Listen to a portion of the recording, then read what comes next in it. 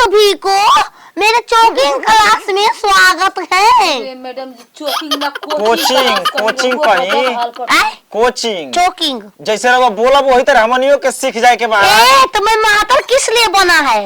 मैं मातर गिदरी इसलिए चुप छिनरी तो का पता उल्टा सीधा के बारे में। अच्छा जाए दे जौन पढ़ाओ तन तौने आज भी मोल शब्द को पढ़ाई होगा। गाल पकड़ के मैडम पढ़ाई अब दो टनपा दो, आप टनपा दो तुमको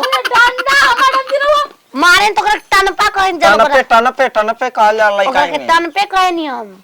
अच्छा हां अच्छा तोहार माने टिकैला बनैला के बाद में कौन जाए पाला की जरूरत? चुप छिनरा चुप रही। मैं यहाँ पर जवाब सवाल करेगा ना। विमोल शब्द आज बताना पड़ेगा। विमोल शब्द विमोल विमोल विमोल उल्टा के सीधा वो जौन खाइल जाला ना प्रचार वाला टीवी में मैडम जी विमल कहा जाला। विमोल माने रात के दिन, दिन के रात, उल्टा के सीधा ओके विमल कहल जाला।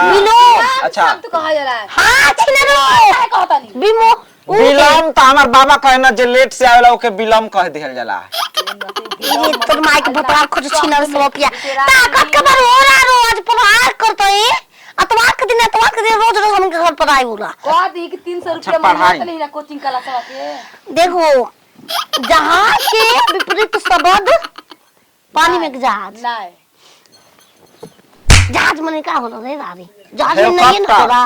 हेलीकॉप्टर एक प्लॉट देखो एक हम जानते हैं एक प्लॉट जब तो कई बार उतरवा ना सा जानते हैं कि तब का तब रुजा के विमोल शब्द लालमी ना पन एक जीत गए मैं जीते लमली ओकरे कहा जाला पनुआ पहले जा तब रुजा के अमरूद अमरूद हां मैडम मां झूठ बोलत है। इहो को पढ़ाई है।